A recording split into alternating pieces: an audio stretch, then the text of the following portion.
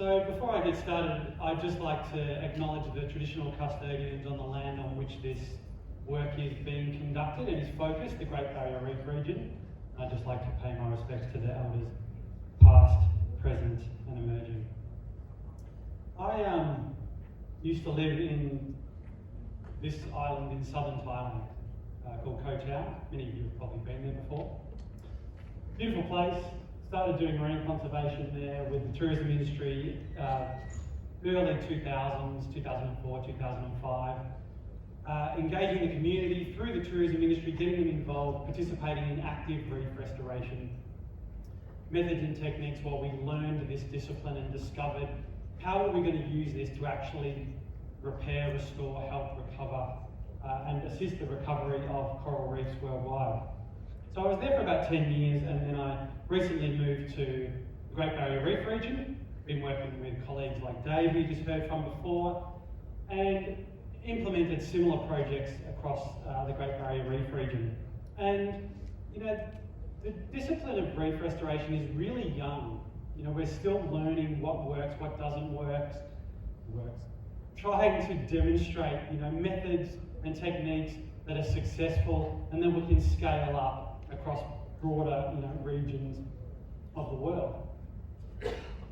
And in all my work, I worked with local communities through a variety of different stakeholder groups, and I sort of came to the conclusion that we really need to get people involved in this process.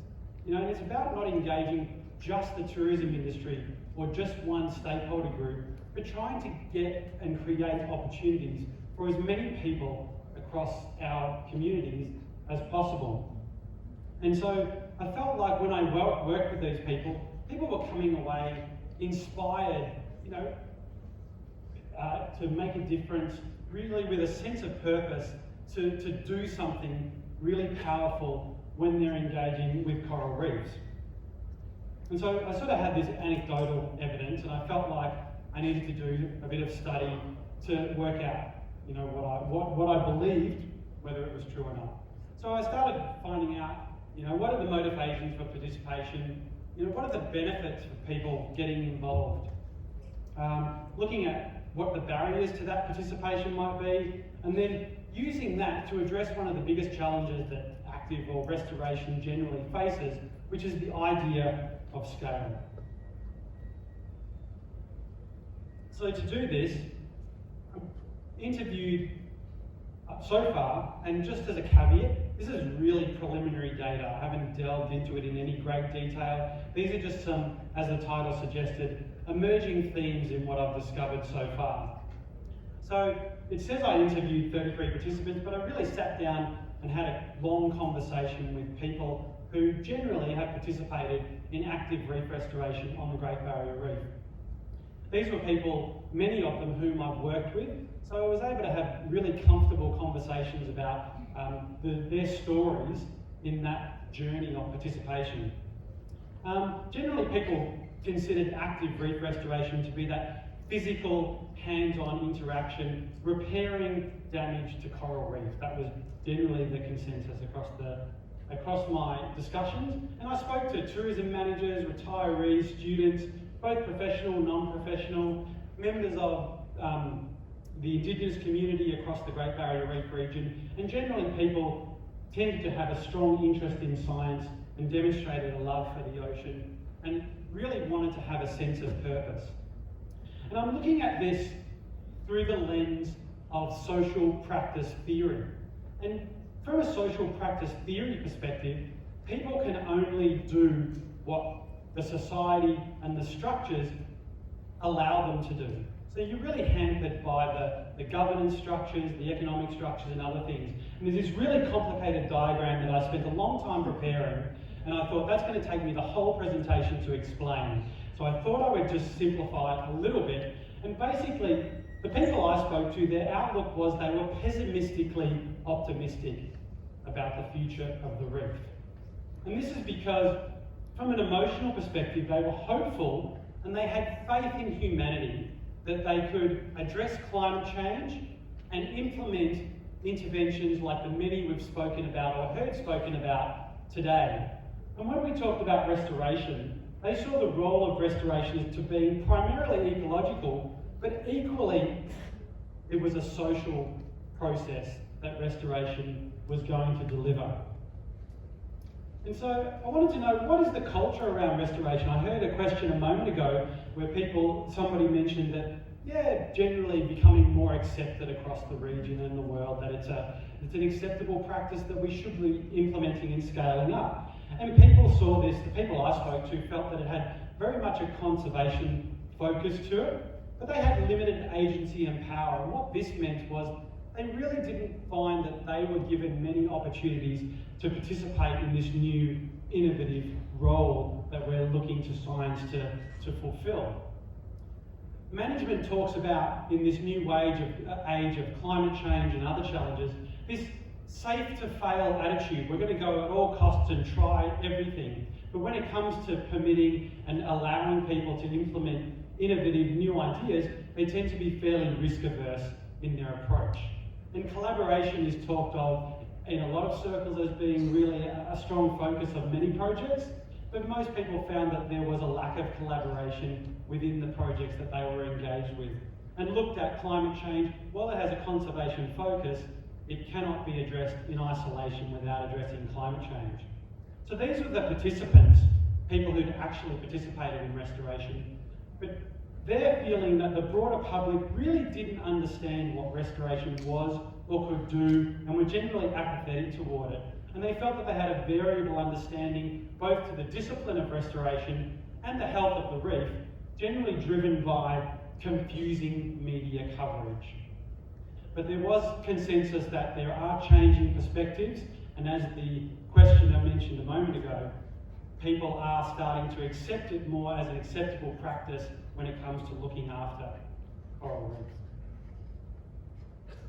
When people participate, the things that they get out of it, they are embodied cognitive, affective benefits. And so these are physical, hands-on actions that people are getting and implementing with learning about different things through their cognitive processes and really getting affective benefits or emotional benefits. And out of the top 10 benefits that I quantified, 6 of them were emotional and 4 of them were essentially social. And a lot of these benefits have been talked about in many of the presentations I've heard today, but often as complementary or secondary outcomes, I guess, if you will. And so implementing these as a really strong priority, getting that buy-in from the community is really going to be important for enabling that sustainability, as demonstrated by programs like the Bali network that has been presented a couple of times today, the Coral Nurture Program and the Great Barrier Reef, and so on.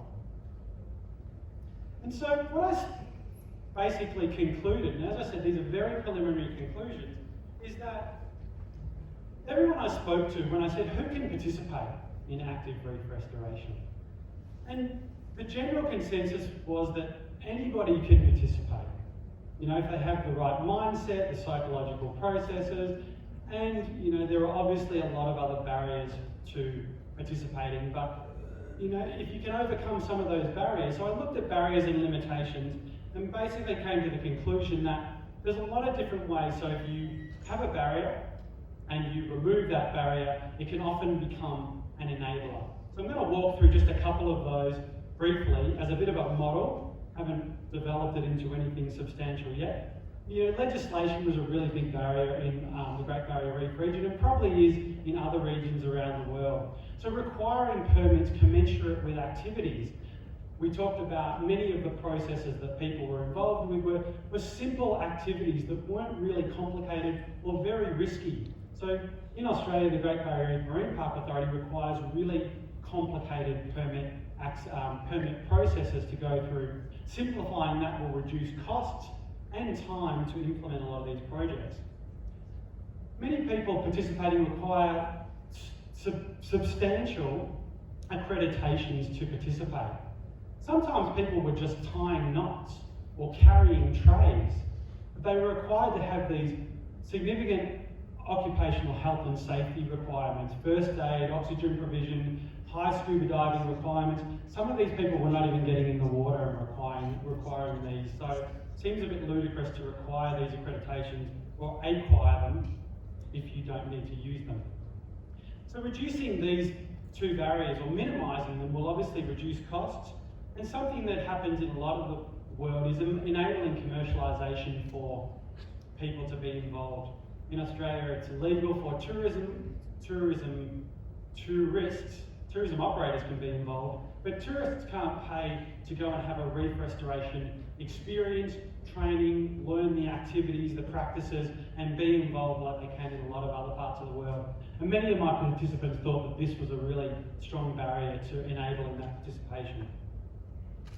Supporting educational pathways and micro-accreditations. I think management agencies really struggle to decide on what sort of education people need to be able to effectively implement a restoration program or project. And so right now it's limited to marine scientists and professionals in this space. So maybe if they could come up with a standardised program that can be supported and provide accreditations, then these people will be enabled to then try and implement projects and support pathways for other people within the community to get involved. Encouraging local community participation is huge, and most of the talks I've listened to today have talked about this in some capacity. And so making sure that the local community is involved, not just tourism operators, not just one stakeholder group, but getting that broader community buy-in will help with that sustainability. And one of the participants I spoke to said there's 78 traditional owner groups up and down the Great Barrier Reef. And he said they should be the easiest people to get to and get them to do it, because they're going to look after their country. They're not going to leave it, they're always going to be there. So enabling those traditional owners with really strong sea country connections in Australia will be a really powerful way to upscale this restoration. And finally, there's a really strong health and well-being perspective to this. You know, I talked about the positive benefits of participation before, the sense of purpose, and inspiration that people get, the positive energy, the rewards that they get from it, the networking, meaningful shared experiences. I think managers and community members, local governments and the like would be a really good idea to focus on these health and wellbeing benefits to support community participation and the future of their local communities. So in conclusion, people want to contribute and feel that they are doing some level of good, no matter how big or small it can be. So I feel like finding pathways to enabling greater participation is going to support multiple ecological and social values and address the issue of scale in our quest to support the health and resilience of coral reefs worldwide. So thank you for listening today and staying back for a little bit later, and happy to take any questions offline because I might have gone over time. Thank you.